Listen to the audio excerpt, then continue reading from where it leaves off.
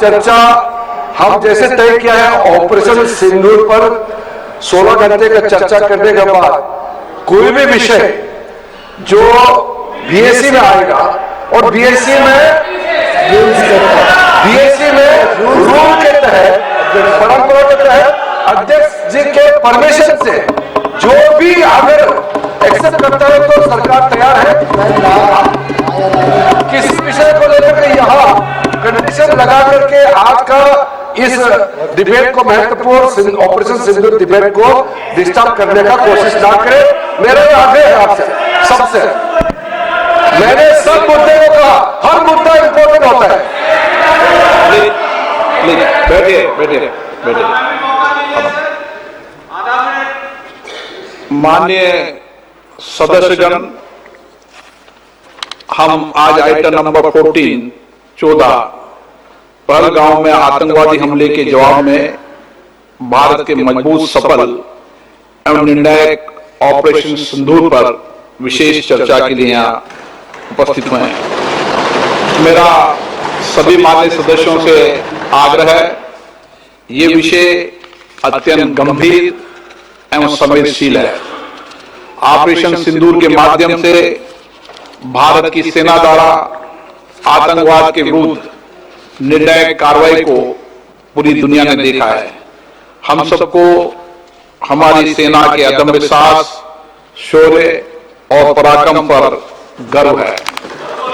ये सदन साक्षी रहा है, जब भी देश के अंदर गंभीर चुनौती हो, गंभीर मुद्दे हो, हमने राष्ट्रीय मुद्दों पर सदैव एकजुटता दिखाई है।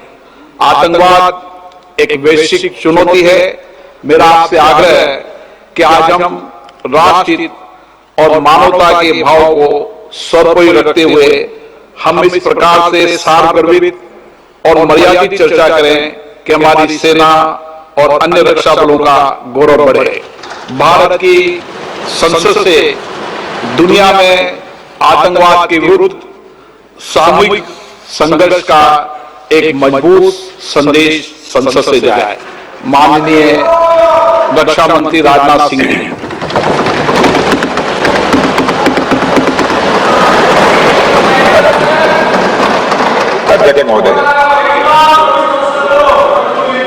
अध्यक्ष महोदय, सबसे पहले तो मैं आपके माध्यम से सदन के सभी दलों के, मैंने जितने भी हमारे सम्मानित सदस्य हैं उनके प्रति आभार व्यक्त करना चाहता हूं कि ऑपरेशन सिंदूर की जो शानदार कामयाबी हासिल हुई है उस पर चर्चा करने के लिए आज सदन पूरी तरह से तैयार है।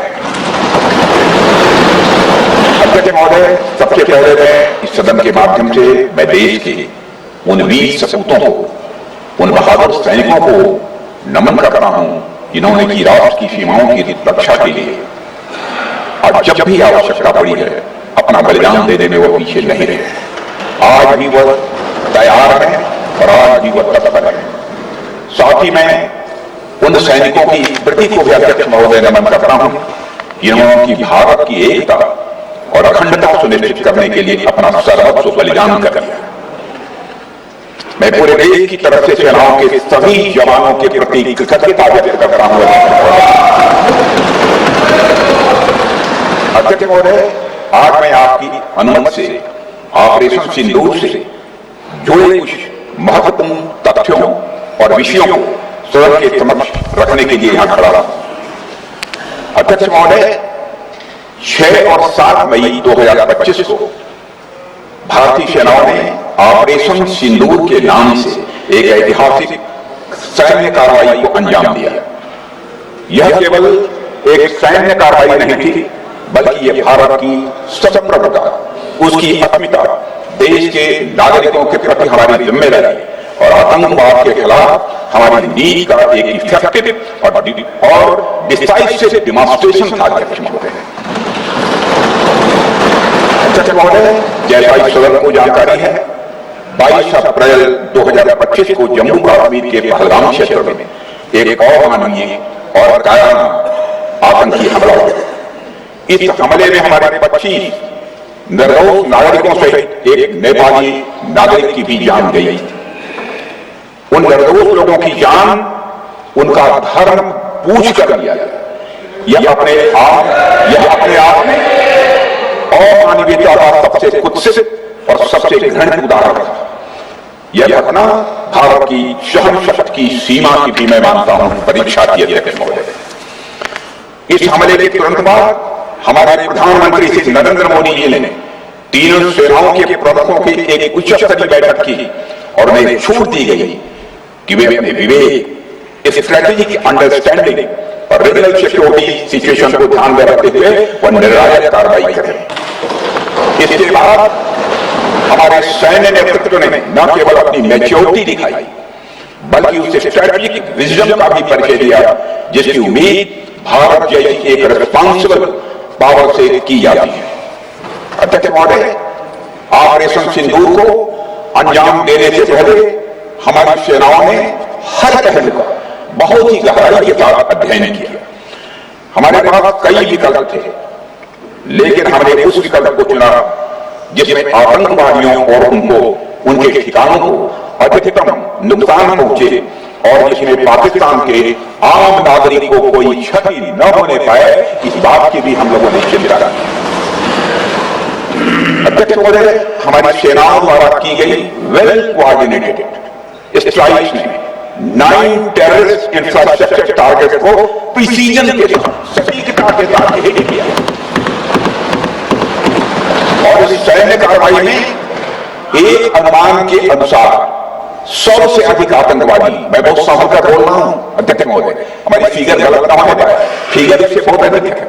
100 से अधिक आतंकवादी, उनके ट्रेनर, उनके प्रशिक्षक, उनके हैंडलर, लश्कर-ए-तोयबा और हिजबुल मुजाहिदीन जैसे आतंकवादी संगठनों से संबंधित थे। ये वही आतंकी संगठन है जिन्होंने पाकिस्तान की सेना और ISI का जिन्हें खुला समर्थन प्राप्त है। अध्यक्ष महोदय, 7 मई 2025 को रात्रि 1:05 भारतीय सशस्त्र बलों ने ऑपरेशन सिंदूर प्रारंभ किया, जिसमें पाकिस्तान और पाक ऑक्युपाइड कश्मीर में भारत के खिलाफ आतंकी गतिविधियों से जुड़े 9 स्थानों को निशाना बनाया गया। इसमें POK के मुजफ्फराबाद में सवाई नाला और सैयदना बिलाल कैंप, कोटली में मस्जिद अब्बास व मसबर रहील शाहिद कैंप, कोटली में गुलपुर कैंप, भिम्बर में बरनाला कैंप, कोटली में अब्बास कैंप और पाकिस्तान के पंजाब प्रांत में बहावलपुर, मुहिदके और सरजाल और बेहमुना जोया शामिल थे। इनमें से 7 आतंकी शिविरों को भारतीय सेना ने पूरी तरह से नष्ट कर दिया, जबकि भारतीय वायुसेना ने मुहिदके और बहावलपुर को नेस्त नाबूद किया, जो लश्कर-ए-तोयबा और जैश-ए मोहम्मद के केंद्र है। पूरा ऑपरेशन मात्र, अध्यक्ष महोदय, जानकर पूरे सदन को प्रसन्नता होगी कि विदिन 22 मिनट पूरा ऑपरेशन समाप्त हो गया और हमने आतंकवादियों को उनके घर में घुसकर सशस्त्र बलों ने हमारी माताओं और बहनों के सिंदूर का बदला लिया। प्रत्येक भारतीय भावना से ओत-प्रोत हो गया। अध्यक्ष महोदय, मैं चाहूंगा कि पूरा सदन एक बार हमारे सेना के बहादुर जवानों के अध्यक्ष महोदय, यह सिंदूर की लाली शौर्य की कहानी है। यह सिंदूर की लाली शौर्य की कहानी है, भारत के मस्तक पर वीरता की निशानी है। अध्यक्ष महोदय, सेनाओं ने अधेरी रात होने के बावजूद हमले की सफलता के स्पष्ट एविडेंस भी जुटाए, साक्ष्य हमारे पास। अध्यक्ष महोदय, हमले के कुछ ही घंटों के भीतर एक प्रेस रिलीज और मीडिया ब्रीफिंग के माध्यम से इन्हें जनता की जानकारी के लिए जारी कर दिया गया। मुझे यह पुष्टि करते हुए गौरव की अनुभूति हो रही है कि सशस्त्र बल अपने सभी मिशन ऑब्जेक्टिव्स को पूरा करने में पूरी तरह से सक्षम रहे और साथ ही कामयाब रहे। अध्यक्ष महोदय, 7 मई 2025 को हमले माने 1:35 के तुरंत बाद भारतीय DGFO ने हॉटलाइन संदेश के माध्यम से पाकिस्तान के डीजीएम यानी डायरेक्टर जनरल मिलिट्री ऑपरेशन से संपर्क किया और टेरर इंफ्रास्ट्रक्चर के खिलाफ हमारे हमले के रेशनल और मेथोडोलॉजी के बारे में पूरी जानकारी दी और यह तथ्य भी बताया ये हमले एस्केलेटरी नेचर वाले नहीं थे, मैंने इसको हम आगे नहीं बढ़ाना चाहते। जिन्हें ही मारा तिन्हें ही मारे। जिस प्रकार प्रभु हनुमान ने लंका में अपनी रणनीति बनाई थी, उसी प्रकार हमने भी उन्हीं को निशाना बनाया जिन्होंने हमें नुकसान पहुंचाया। हालांकि पाकिस्तान ने इस रेशनल को समझने से इनकार कर दिया और अगले कुछ दिनों तक सिविलियन और सैन्य ठिकानों पर गोलीबारी करके बड़े पैमाने पर सीज फायर वायलेशन करके स्थिति को एस्केलेट करने की उसने कोशिश की। अध्यक्ष महोदय, 7-8 मई 2025 की रात को क्लियरली आइडेंटिफाइड आतंकवाद संबंधी ठिकानों पर हमारे सफल ऑपरेशन के बाद, सफल हमले के बाद पाकिस्तान ने स्थिति को एस्केलेट कर दिया और अनमैन्ड एरियल सिस्टम और अन्य साधनों का उपयोग करके भारतीय वायुसेना के बेसिस, भारतीय वायुसेना के सेंसर और सेना के फॉर्मेशन हेडक्वार्टर से लेकर ब्रिगेडों तक पर भी उसने हमला कर दिया।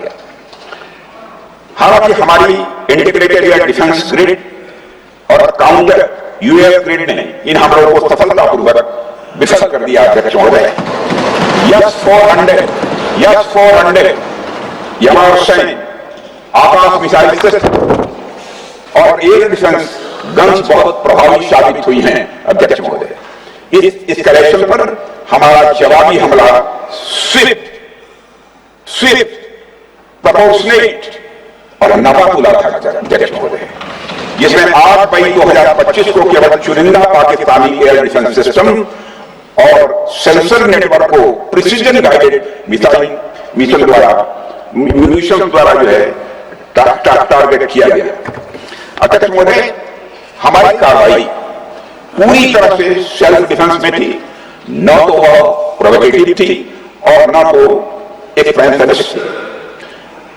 पाक द्वारा ये हमले 7 मई 25 से लगातार चले और 10 मई 2025 को रात लगभग 1:30 पर पाकिस्तान ने बड़े पैमाने पर भारत के ऊपर मिसाइल, ड्रोन, रॉकेट और अन्य लॉन्ग रेंज वेपन्स का इस्तेमाल किया। इसके साथ साथ उन्होंने इलेक्ट्रॉनिक वॉरफेयर से जुड़ी टेक्नोलॉजी का भी सहारा लिया। और उनके निशाने पर हमारे भारतीय वायुसेना के अड्डे, थल सेना के एग्नीशन डिपोज, हवाई अड्डे और मिलिट्री कैंप थे। अध्यक्ष महोदय, यह कहते हुए मुझे गौरव की अनुभूति हो रही है कि हमारे air defence system, counter drone system और इलेक्ट्रॉनिक इक्विपमेंट ने पाकिस्तान के इस हमले को पूरी तरह से नाकाम कर दिया।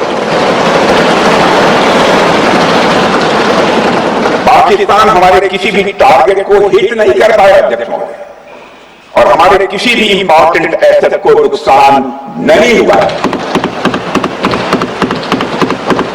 हमारी सुरक्षा व्यवस्था अध्यक्ष महोदय 4 चौबंद थी और हर हमले को हम लोग रोका गया। मैं इसके लिए भारतीय सेना के बहादुर सैनिकों की जमकर सराहना करता हूं, जिन्होंने दुश्मन के हर मंसूबे पर पानी फेर दिया। और अपने प्रतिपक्ष के मित्रों से भी कहना चाहता हूं, एक बार फिर से भारत के सेना के द्वारा कम से कम मेरी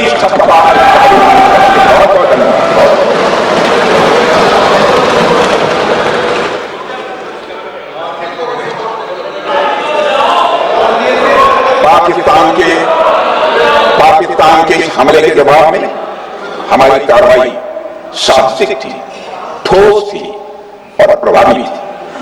भारतीय वायुसेना ने वेस्टर्न फ्रंट पर पाकिस्तान के हवाई अड्डों, command and control systems, military infrastructures और एयर डिफेंस सिस्टम को निशाना बनाया और इस मिशन को हमारी सेनाओं ने सफलतापूर्वक अंजाम देने में कामयाबी हासिल की।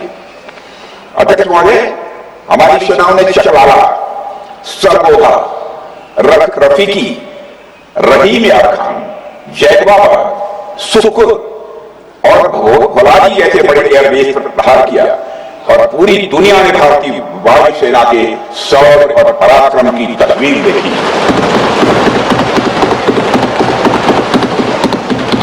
अध्यक्ष महोदय, operation Sindhu tri services coordination का एक बेमिसाल उदाहरण था। जब भारतीय वायुसेना ने आसमान से हमले किए, हमारी थल सेना ने जमीन पर मोर्चा संभाल लिया। हमारे जवान नियंत्रण रेखा पर पूरी ताकत से डटे रहे और पाकिस्तान की हर हरकत का करारा जवाब दिया।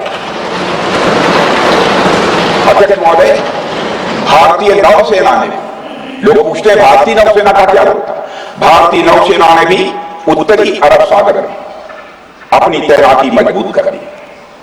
भारतीय नौसैनिकों ने पाकिस्तान को यह साफ संदेश दिया कि हम समुद्र से लेकर जमीन तक पाकिस्तान के हर महत्वपूर्ण ठिकानों पर प्रहार करने में न केवल सक्षम हैं बल्कि हम तैयार हैं।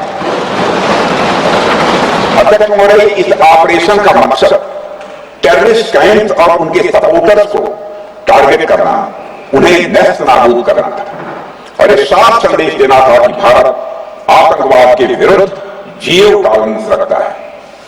भारत ने कार्रवाई इसलिए रोकी क्योंकि कंसेप्ट के पहले और उसके दौरान जो भी पॉलिटिकल और मिलिट्री ऑब्जेक्टिव्स तय किए गए थे उसे हम पूरी तरह से हासिल कर चुके थे। इसलिए यह कहना, यह मानना कि ऑपरेशन किसी दबाव में रोका गया, यह बेबुनियाद है और सरासर गलत है।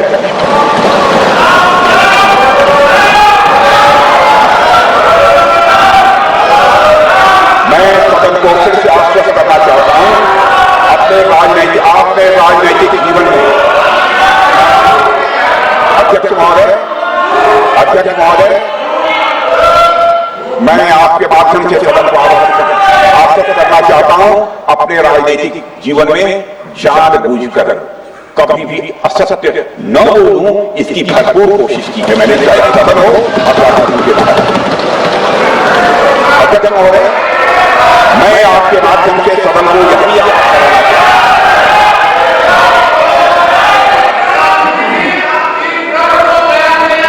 यही प्लीज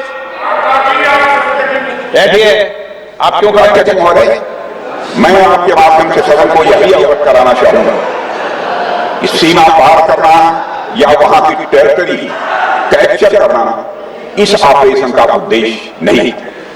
ऑपरेशन सिंधु प्रारंभ करने का मकसद था अध्यक्ष महोदय, उन टेरर नर्सरीज को खत्म कर देना जिन्हें पाकिस्तान ने बरसों से पाला पोसा, और यह ऑपरेशन उन मासूम परिवारों को न्याय दिलाने के लिए लॉन्च किया गया था जिन्होंने पाक स्पॉन्सर टेररिस्ट अटैक में अपने प्रियजनों को खोया।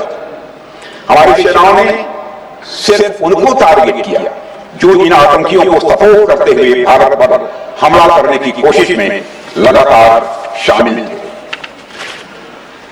अध्यक्ष महोदय, ऑपरेशन सिंदूर का ओवरऑल पॉलिटिको मिलिट्री ऑब्जेक्टिव यह था कि आतंकवाद के रूप में प्रॉक्सी वार लड़ रहे पाकिस्तान को सजा दी जाए, और इसी वजह से आर्म्ड फोर्सेस को पूरी आजादी दी गई कि वो अपने टारगेट खुद चुने और करारा जवाब दें, और इस ऑपरेशन का उद्देश्य कोई भी युद्ध छेड़ना नहीं था, बल्कि फोर्स के डिमॉन्स्ट्रेटिव यूज से एडवर्सरी को झुकने के लिए मजबूर करना था।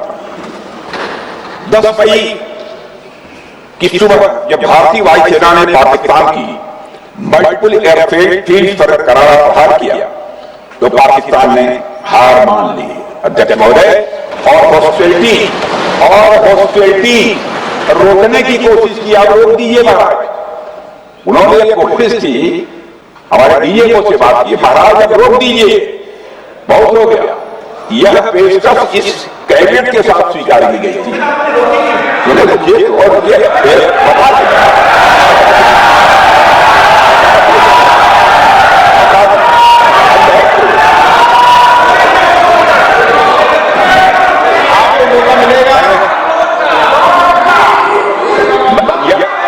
यह क्यों रुका, इसका पहले ही मैं पूरी तरह से वर्णन कर चुका है अध्यक्ष महोदय। मैं नेता प्रतिपक्ष को और सम्मान के साथ कहना चाहता हूं कि कृपया एक बार मेरा पूरा भाषण पूछ लें, आपको प्रश्न पूछने की पूरी आजादी है, आप पूछ सकते हैं, मैं उसका उत्तर दूंगा। महोदय, 10 मई की सुयुक्त हुआ जब भारतीय वायुसेना ने पाकिस्तान की मजबूल एयरफील्ड पर करारा प्रहार किया तो पाकिस्तान ने हार मानी और हॉस्टिलिटी रोकने की उन्होंने पेशकश की। यह पेशकश इस कैबिनेट के साथ स्वीकार की गई हम लोगों के द्वारा कि यह ऑपरेशन केवल पार किया गया, स्थगित किया गया, यह ऑपरेशन समाप्त नहीं हुआ है।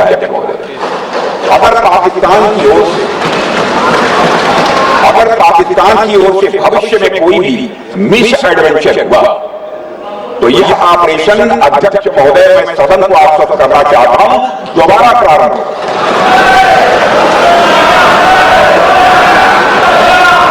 अध्यक्ष महोदय, भारतीय वायुसेना के जबरदस्त हमलों, नियंत्रण रेखा पर थल सेना की मजबूत जवाबी कार्रवाई और नौसेना के हमलों के डर ने पाकिस्तान को झुकने के लिए मजबूर कर दिया।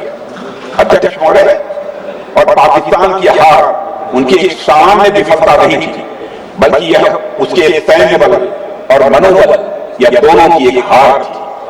10 मई को पाकिस्तान के डीजीएमओ ने भारत के डीजीएमओ से संपर्क किया और सैन्य कार्रवाइयों को रोकने की अपील की। मैं सदन में यह बात फिर से दोहराना चाहूंगा कि पाकिस्तान के डीजीएमओ ने भारत के डीजीएमओ से संपर्क किया और सैन्य कार्रवाइयों को रोकने की अपील की। 12 मई को दोनों देशों के डीजीएमओ के बीच औपचारिक संवाद हुआ और दोनों पक्षों ने सैन्य कार्रवाइयों पर विराम लगाने का निर्णय लिया। अध्यक्ष महोदय,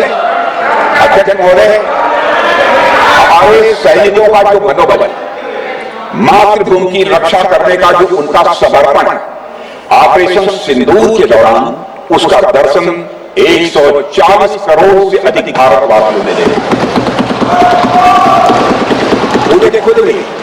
मुझे खुद भी प्रधानमंत्री जी सीमावर्ती क्षेत्रों में जाकर हमारे जवानों से मुलाकात का अवसर मिला है।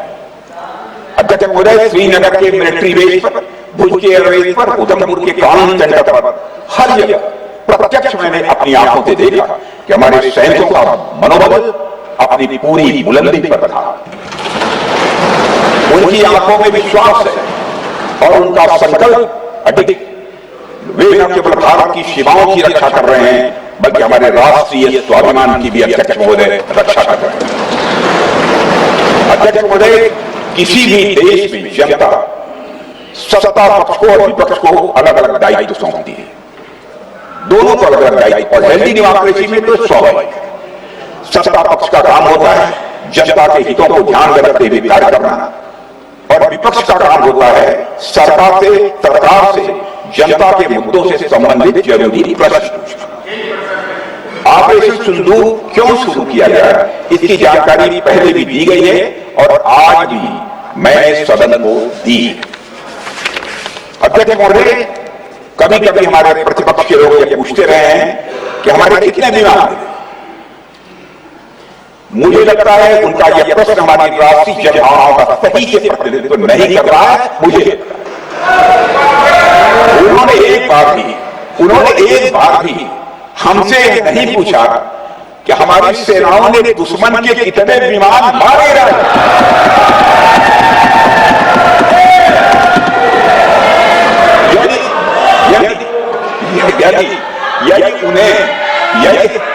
यदि उन्हें प्रश्न पूछना ही है अध्यक्ष महोदय, तो उनका प्रश्न यह होना चाहिए कि भारत ने आतंकवादी ठिकानों को तबाह किया, तो उसका उत्तर है हाँ।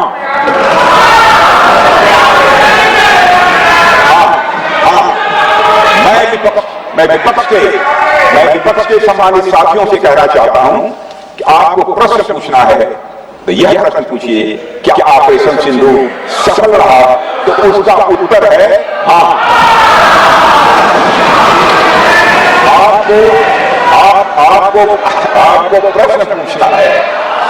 आपको प्रश्न पूछना है तो यह प्रश्न पूछिए कि जिन आतंकियों ने हमारी बहनों, हमारी बेटियों का सिंदूर मिटाया, क्या हमारी सेनाओं ने ऑपरेशन सिंदूर में उन आतंकियों के आकाओं को मिटाया, तो इसका उत्तर है हाँ।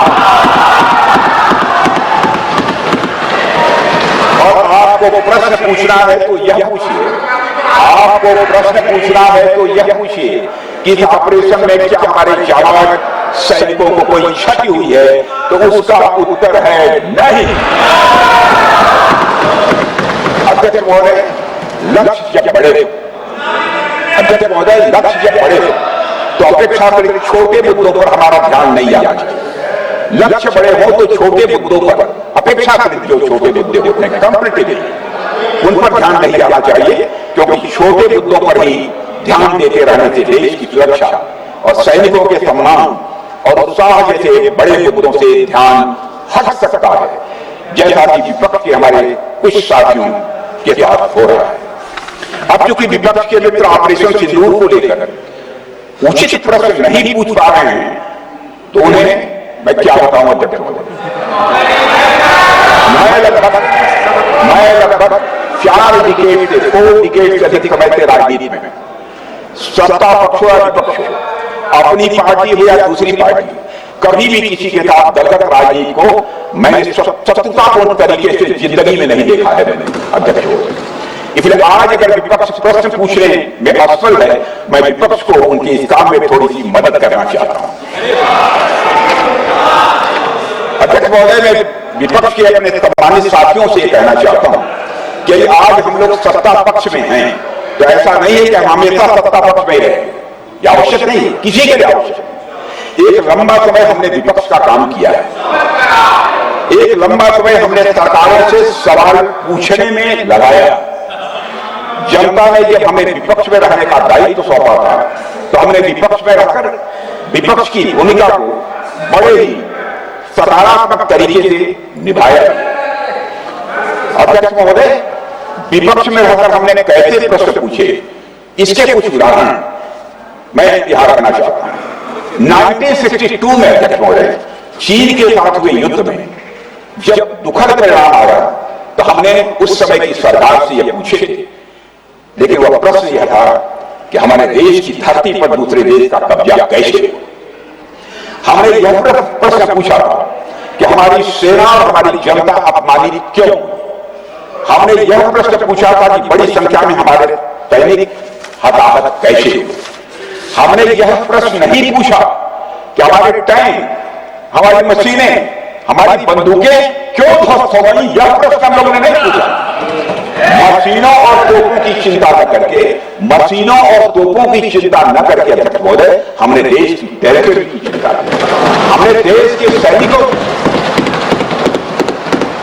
इसी तरह 71 के युद्ध में, 71 के युद्ध में जब हमने पाकिस्तान को सबक सिखाया, मैं उस समय की सरकार को मैं बधाई देना चाहता हूं। हमने अपने राजनीतिक और सैन्य नेतृत्व की प्रशंसा की। हमने ये नहीं देखा कि किस दल की सरकार है, किस विचारधारा की सरकार, इसकी चिंता नहीं की। हमारे नेता बिहारी वाजपेयी ने संसद में खड़े होकर उस समय के नेतृत्व की प्रशंसा की थी। हमने इस बात की खुशी जारी कि हमने अपने शत्रु को सबक सिखाया। हमने इस दौरान यह प्रश्न नहीं पूछा कि इस सबक सिखाने के दौरान में भारत के कितने प्लेन्स गिरे, भारत के कितने इक्विपमेंट्स बर्बाद हुए। यह प्रश्न अध्यक्ष महोदय उस समय भी हम लोगों ने नहीं पूछा। अध्यक्ष महोदय, यदि मैं इसे और भी प्रैक्टिकल तरीके से समझाऊं, और भी प्रैक्टिकल तरीके से समझाऊं, तो किसी भी परीक्षा के परिणाम में रिजल्ट मैटर करता है। यदि किसी परीक्षा में कोई बच्चा अच्छे मार्क्स लेकर आ रहा है, तो हमारे लिए उसके मार्क्स मैटर करने चाहिए। हमें इस बात का ध्यान नहीं रखना चाहिए कि एग्जाम के दौरान उसकी पेंसिल टूट गई थी या उसकी पेन खो।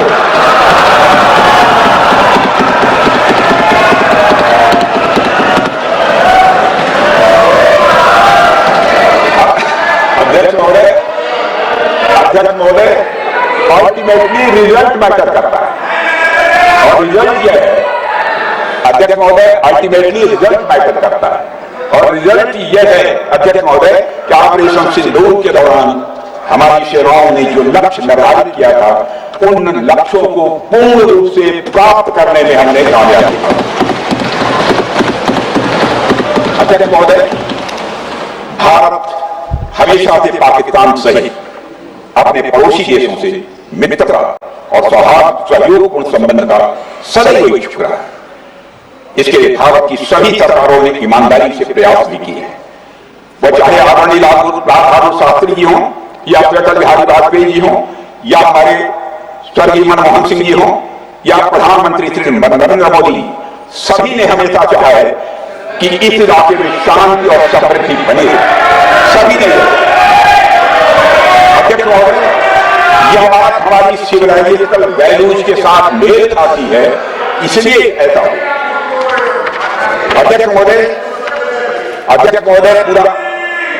पूरा विश्व जानता है कि पूर्व प्रधानमंत्री अटल बिहारी वाजपेयी जी ने शांति का संदेश लेकर 1999 में लाहौर बस यात्रा की थी। वह सिर्फ एक यात्रा नहीं थी, वह यात्रा भारत की संस्कृति और शांति की प्रतीक थी। यह हमारे भारत की प्रकृति थी।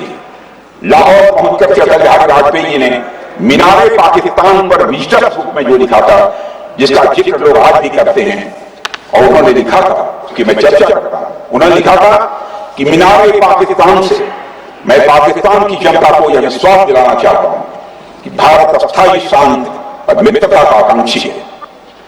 मैंने पहले भी कहा है और फिर भी कहा, एक स्थिर और समृद्ध पाकिस्तान भारत के हित में है, इसमें कोई संदेह नहीं होना चाहिए। अध्यक्ष महोदय, यह हमारी सोच थी,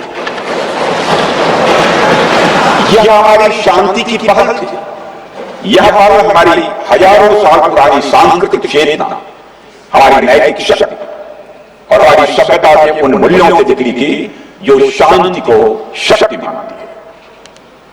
अध्यक्ष महोदय, लेकिन हमारे शांति के प्रयास को हमारी नाइटी, उदारता या सरलता समझ लिया गया। जब हम शांति के लिए कदम बढ़ा रहे थे, उसी वक्त पाकिस्तान कारगिल में घुसपैठ की साजिश रचा। हम दोस्ती के राह पर थे तो वो षड्यंत्र की राह पर। जब हम मामला खुलकर सामने आया तो हमारे वीर सैनिकों ने इस घुसपैठ के खिलाफ कार्रवाई करना प्रारंभ किया, और जब भारत की जीत सामने दिखाई दे रही थी तो पाकिस्तान ने परमाणु युद्ध की धमकी दे डाली। अध्यक्ष महोदय, तब हमारे प्रधानमंत्री, तत्कालीन प्रधानमंत्री आदरणीय अटल बिहारी वाजपेयी जी ने कहा था, पाक सेना के परमाणु हमले से भारत का तो कुछ नहीं बिगड़ेगा, लेकिन पाकिस्तान दूसरे दिन का सूरज नहीं देख पाए।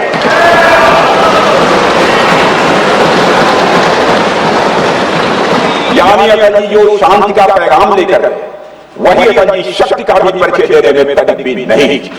यही है अध्यक्ष महोदय, यह सामर्थ्य का उद्घोष था, यह स्पष्ट संदेश था कि भारत शांति चाहता है, लेकिन अगर कोई हमारी संप्रभुता को चुनौती देगा तो उसका जवाब भी उतनी ही दृढ़ता से दिया जाएगा।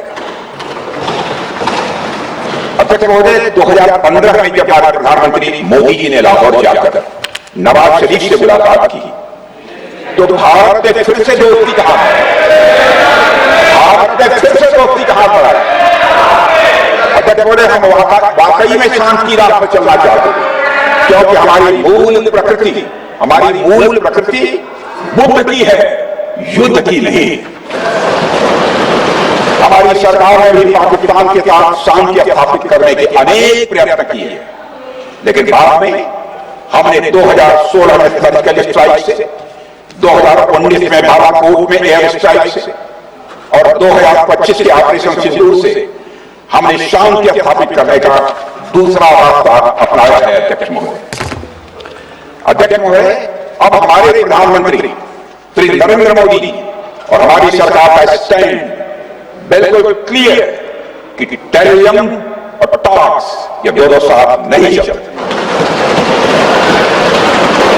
क्योंकि सभ्य मुल्कों के बीच बातचीत होती है। अध्यक्ष महोदय, लोकतांत्रिक देशों में बातचीत होती है, पर एक ऐसा देश जिसके वजूद में लोकतंत्र का एक कतरा भी नहीं हो और सिर्फ रिलीजियस फैनेटिसिज्म, टेररिज्म और हेट्रेड अगेंस्ट इंडिया उसके साथ संवाद किसी भी सूरत में नहीं किया जा सकता, क्योंकि टेररिज्म की भाषा जो अध्यक्ष महोदय होती है वह खून, डर और नफरत है, संवाद नहीं। गोलियों की आवाज में संवाद की आवाज दब जाती है।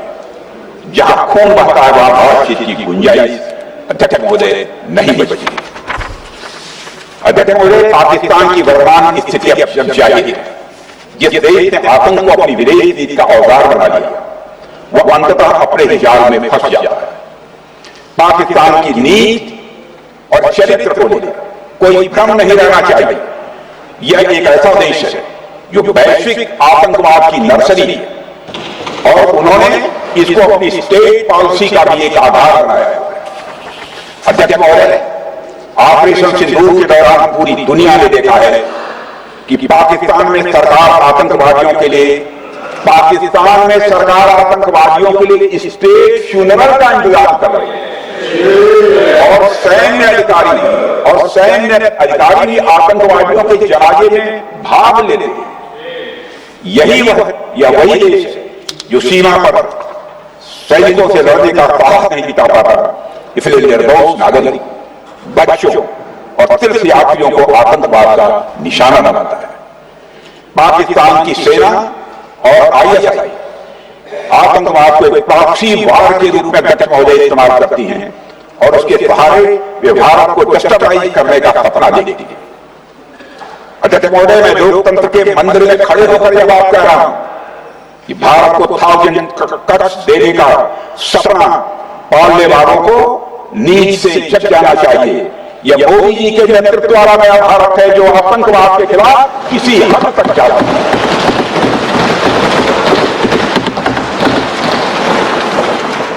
अध्यक्ष महोदय, आप भारत का इतिहास जानते हैं। देखिए, हमने कभी भी किसी की एक इंच जमीन पर आज तक कभी कब्जा नहीं किया। हम यह भी जानते हैं कि युद्ध अपनी बराबरी वालों से करना चाहिए। ऐसा गोस्वामी तुलसीदास जी ने लिखा है और गोस्वामी तुलसीदास जी कहते हैं कि नीति ऐसी ही होनी चाहिए, प्रीत और बैर बराबरी वाले से ही करनी चाहिए। शेर यदि मेढकों को मारे तो उसका बहुत अच्छा संदेश नहीं आता है। और अध्यक्ष महोदय, हमारे देश की सेना शेर है।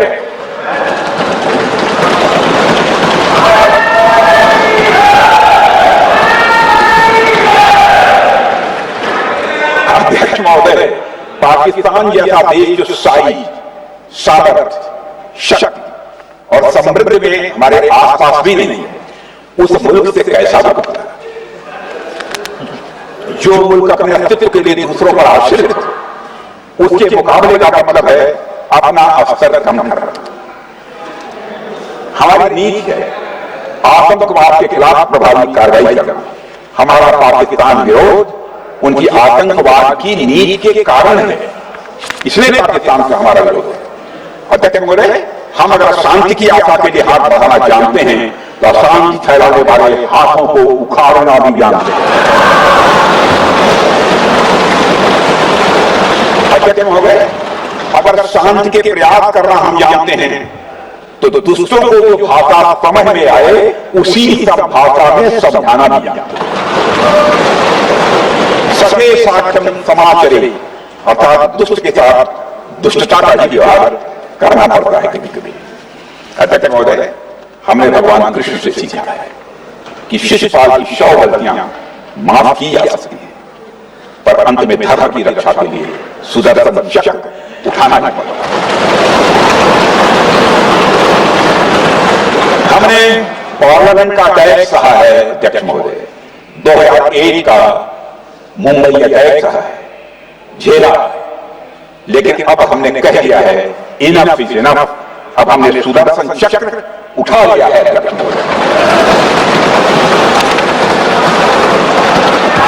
महोदय। हमारी प्रवृत्ति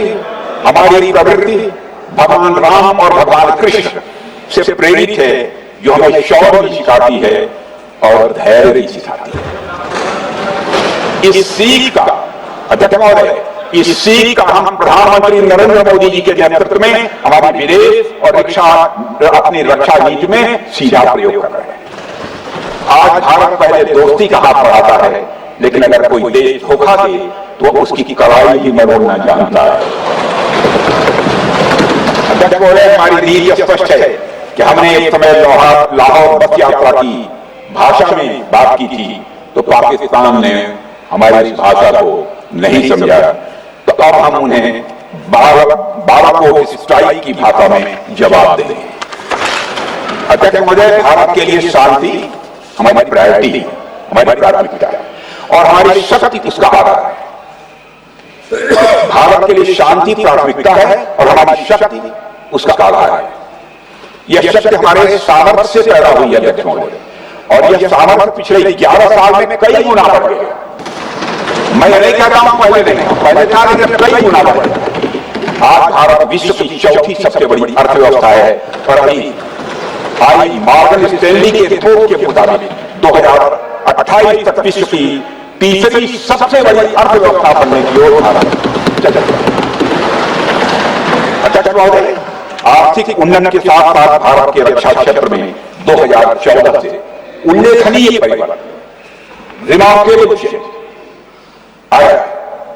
आज क्या भारत डिफेंस सेक्टर में आत्मनिर्भरता, सेल्फ रिलायंस और स्वदेशी उत्पादन की दिशा में तेजी से आगे बढ़ रहा है। अध्यक्ष महोदय, आज हम हर दृष्टि से समर्थ भी हैं और सक्षम भी हैं। अध्यक्ष महोदय, मैं सदन को यह भी जानकारी देना चाहता हूं, उसके बाद जब प्रश्न पूछा गया हमारे सारे चीफ से, सीडीएस से, डिफेंस सेक्रेटरी से, क्या ऑपरेशन के लिए तैयार हैं, क्षण भर की देर नहीं लगाई, सबने बोला यस सर। अध्यक्ष महोदय, ऑपरेशन सिंदूर हमारे सामर्थ्य का ही प्रतीक था, जिसमें हमने दिखा दिया कि अगर कोई हमारे नागरिकों को मारेगा तो भारत चुप नहीं बैठेगा। भारत की आत्मरक्षा के लिए हमारा राजनीतिक तंत्र और नेतृत्व बिना किसी दबाव के काम करेगा। हमारी मिसाइल फिजिकल सीमाएं लांघेंगी अध्यक्ष महोदय, और हमारे वीर सैनिक दुश्मन की कमर तोड़ेंगे। अध्यक्ष महोदय, हम आतंकवाद को उसके हर रूप और स्वरूप में पूरी तरह समाप्त करने के लिए पूरी तरह से प्रतिबद्ध हैं। और इस संदर्भ में हमें एक महत्वपूर्ण बात समझनी होगी, Pakistan is parts of terrorism is not random madness, there is a method in this madness. यह एक सुनियोजित रणनीति है, यह एक फंडामेंटल रेज।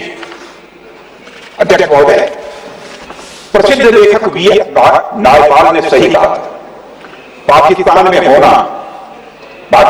होना एक ऐसी अल्टरनेट और कंट्रास्टिंग रियलिटी है, अल्टरनेट और कंट्रास्टिंग रियलिटी है, where war is peace, freedom is slavery, ignorance is strength. यानी यहां युद्ध ही शांति है, गुलामी ही स्वतंत्रता है और जिहालत यानी अज्ञानता ही ताकत है। अध्यक्ष महोदय, इसलिए पाकिस्तान द्वारा प्रायोजित आतंकवाद कोई पागलपन नहीं है। पाकिस्तान द्वारा प्रायोजित आतंकवाद कोई पागलपन नहीं है, यह एक सोची समझी साजिश का हिस्सा है। यह एक ऐसी प्रक्रिया है जो आतंक को एक पॉलिटिकल टूल की तरह इस्तेमाल करती है। यह सिर्फ आतंकवाद नहीं, यह एक टूल किट है, एक ऐसा टूल किट जिसे पाकिस्तान की सेना और उसकी एजेंसियां एक नीति के तहत अपनाए हुए। This tool kit is an opposition to civilized code of conduct that the rest of the world prefers to abide by. यानी यह टूल किट उस सिविलाइज्ड कोड ऑफ कंडक्ट के खिलाफ है जिसे दुनिया का हर जिम्मेदार देश मानता है। अध्यक्ष महोदय, यह ऐसी एक कट्टरपंथी सोच की उपज है जिसमें सहिष्णुता के लिए कोई जगह नहीं। हमारा पाकिस्तान के साथ कोई सीमा का संघर्ष नहीं है अध्यक्ष महोदय, बल्कि यह सभ्यता बनाम बर्बरता का संघर्ष है। सभ्यता बनाम बर्बरता का संघर्ष। पाकिस्तान के हुक्मरान जानते हैं कि उनके सैनिक युद्ध के मैदान में भारत से नहीं जीत सकते, इसलिए वे आतंक को पालते हैं, पालते ही उन्हें प्रशिक्षण देते हैं और फिर दुनिया के सामने खड़े होकर निर्दोष बनने की कोशिश करते हैं। अध्यक्ष महोदय, पाकिस्तान दोहरे मापदंड और झूठ की बुनियाद पर खड़ा हुआ एक ऐसा देश है जो जो फेल्ड स्टेट के तौर पर देखा जा रहा है। भारत ने ऑपरेशन सिंदूर के जरिए पूरी दुनिया को दिखा दिया है कि हम इस आतंकवाद के गंदे खेल को जड़ से समाप्त करने का संकल्प ले चुके हैं। अध्यक्ष महोदय, जब अटल जी प्रधानमंत्री थे तब पाकिस्तान के साथ कंपोजिट डायलॉग के लिए भारत की शर्त थी कि पाकिस्तान अपनी जमीन का प्रयोग भारत के खिलाफ टेररिज्म फैलाने के लिए नहीं करेगा। एक कंपोजिट डायलॉग के लिए भारत की शर्त, जिसे पाकिस्तान ने भी मान लिया, लेकिन दुर्भाग्य से 2009 में शर्म शेख में तत्कालीन सरकार ने बड़ी भूल की, जब कंपोजिट डायलॉग प्रोसेस से पाकिस्तान प्रायोजित आतंकवाद को डीलिंक कर दिया। यानी बातचीत जारी रखने के लिए पाकिस्तान द्वारा अपनी जमीन को आतंकवाद के लिए प्रयोग न करने की शर्त को ही डाइल्यूट कर दिया। मैं मानता हूं यह भारत की स्ट्रेटेजिक पोजीशनिंग को कमजोर करने वाला एक कदम था। अध्यक्ष महोदय, ऐसी ही एक और गंभीर चूक तत्कालीन सरकार ने 2006 में हवाना में भी हुई थी, जब पाकिस्तान को आतंकवाद का विक्टिम माना गया और एक ज्वाइंट एंटी टेरर मैकेनिज्म बनाने पर सहमति हुई थी। 2006 की बात कर रहा हूं। अध्यक्ष महोदय, सोचने वाली बात है कि जो देश आतंक को पैदा करता है, उसे पालता है, उस देश को ही आतंक से पीड़ित मान लेना कितना बड़ा स्ट्रेटेजिक ब्लंडर है। अध्यक्ष महोदय, आतंकवाद के खिलाफ हमारी लड़ाई अब केवल सीमा पर नहीं बल्कि वैचारिक मोर्चों पर भी लड़ी जा रही है। इसी उद्देश्य से प्रधानमंत्री जी कई हाई लेवल डेलीगेशंस का गठन भी उन्होंने किया था, जिसमें हमारे लगभग अधिकांश दलों के सम्मानित सदस्य उसमें शामिल थे। उसमें विभिन्न राजनीतिक दलों के रिप्रेजेंटेटिव शामिल हैं और सचमुच इस समिति ने वैश्विक मंचों पर जाकर भारत की बात बहुत ही प्रभावी तरीके से रखी और आतंकवाद के विरुद्ध वैश्विक समर्थन को उन्होंने मजबूत किया।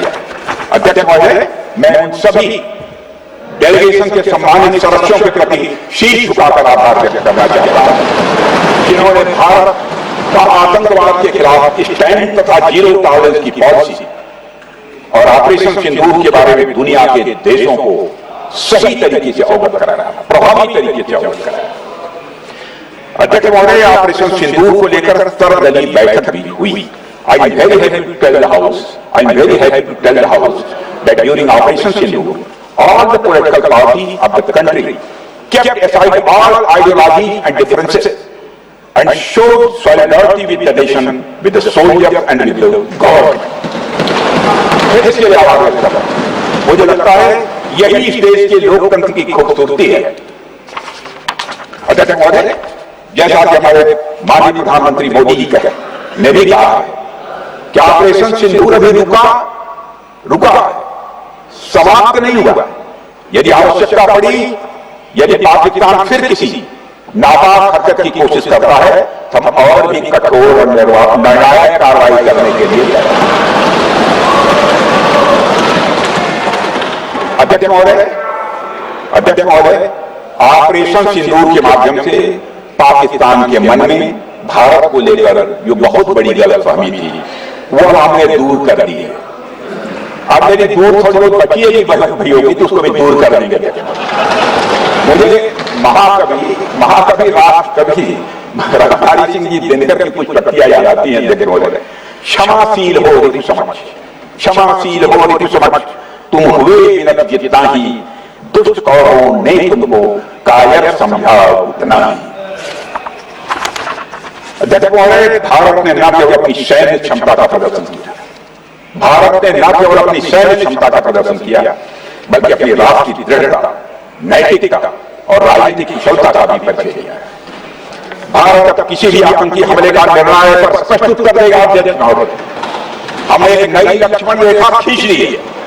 अब आतंकवाद को आश्रय और समर्थन देने वालों को कोई शरण नहीं मिलेगी। और अध्यक्ष महोदय, भारत किसी भी तरीके से किसी भी तरह के न्यूक्लियर ब्लैकमेलिंग या दबाव के आगे झुकने वाला नहीं।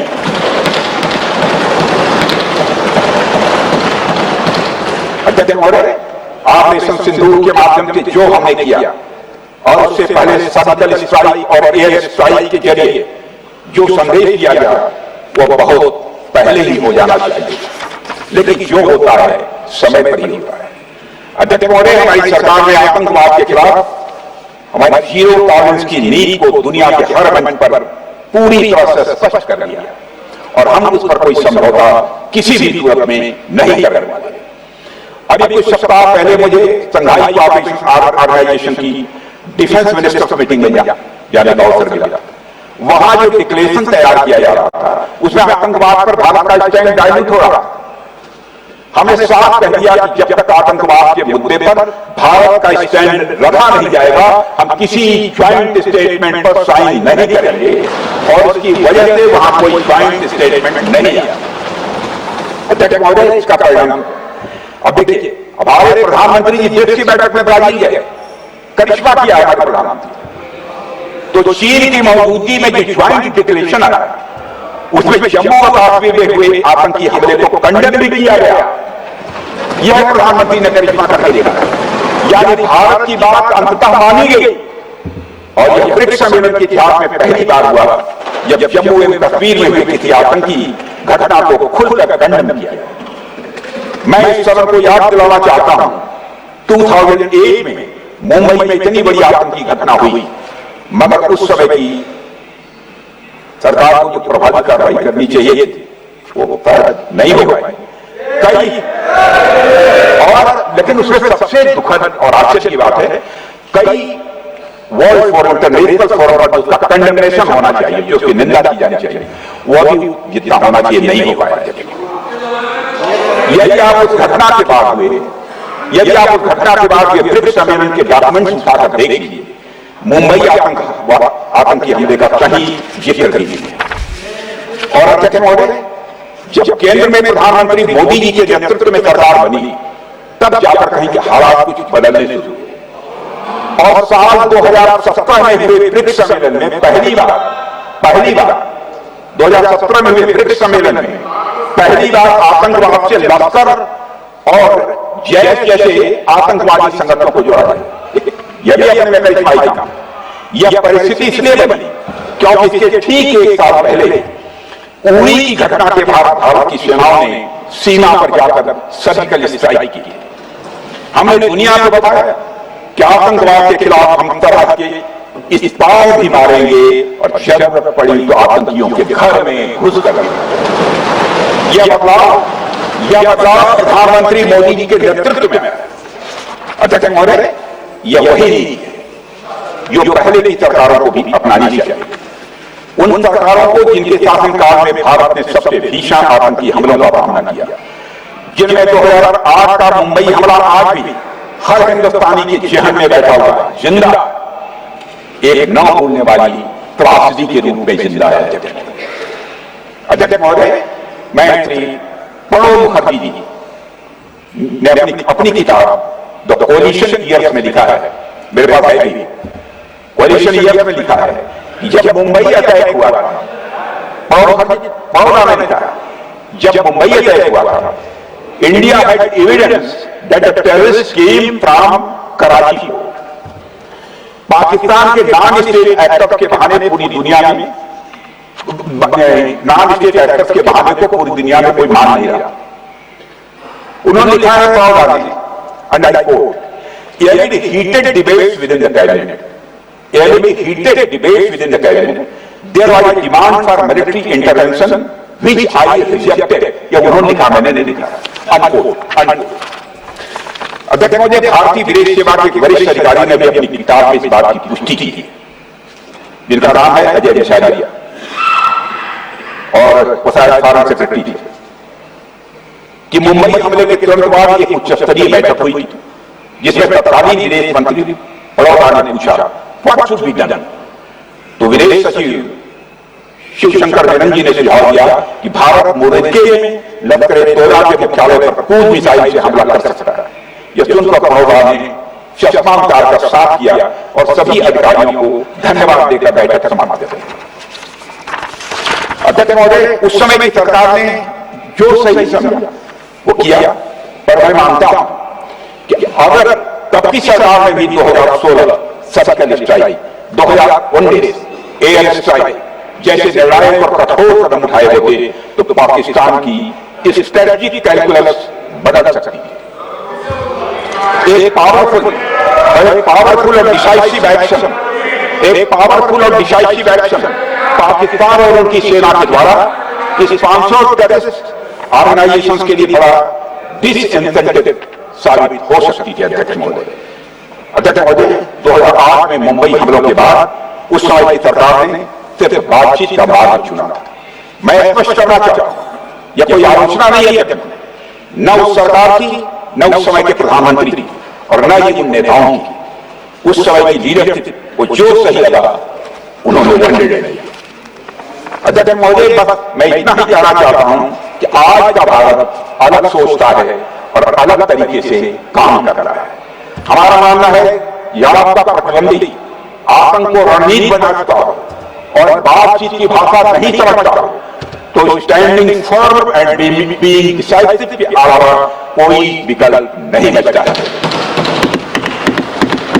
अध्यक्ष महोदय, आज हमारे प्रधानमंत्री मोदी जी के नेतृत्व में भारत वह देश नहीं रहा जो पहले था।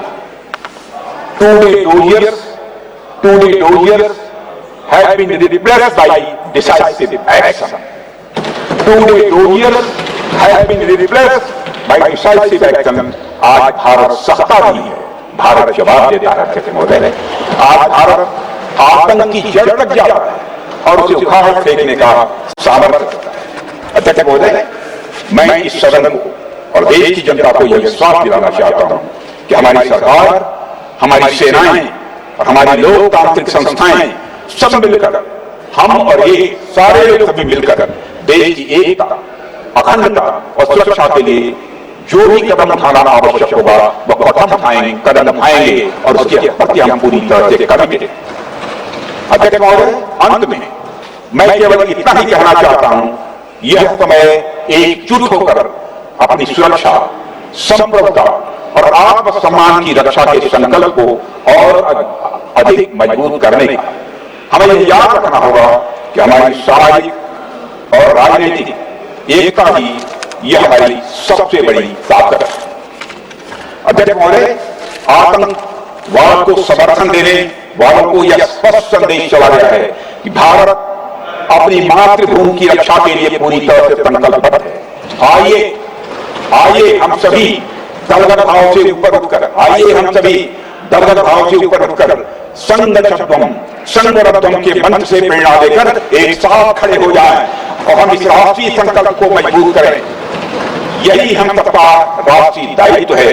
और इन्हीं शब्दों के साथ अध्यक्ष महोदय, आपने मुझे विचार रखने का अवसर दिया, आपके प्रति आभार व्यक्त करते हुए और अपने सभी सम्मानित सदस्यों को धन्यवाद व्यक्त करते हुए अपना निवेदन समाप्त करता हूं।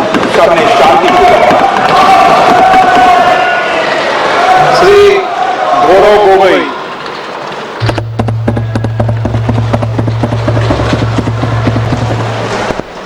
धन्यवाद अध्यक्ष महोदय। आज हम इस विशेष चर्चा में भाग लेने के लिए खड़े हुए हैं और ये चर्चा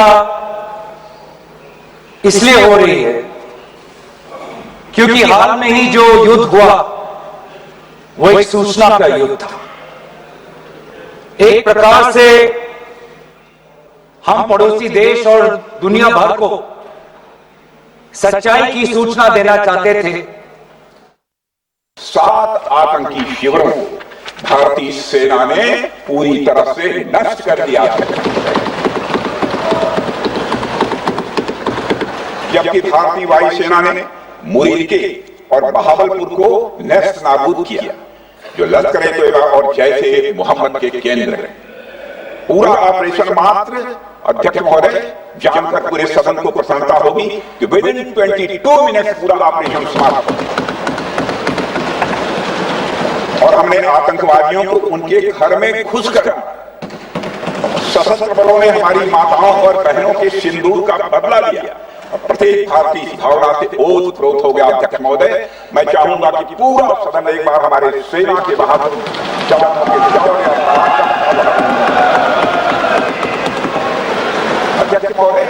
यह सिंदूर की लाली, यह सिंदूर की लाली शौर्य की कहानी है। यह सिंदूर की लाली शौर्य की कहानी है, भारत के मस्तक पर वीरता की निशानी है। अध्यक्ष महोदय, सेनाओं ने अंधेरी रात होने के बावजूद हमले की सफलता के स्पष्ट एविडेंस भी जुटाए, साक्ष्य है हमारे पास। अध्यक्ष महोदय, हमले के कुछ ही घंटों के भीतर एक प्रेस रिलीज और मीडिया ब्रीफिंग के माध्यम से इन्हें जनता की जानकारी के लिए जारी कर दिया गया।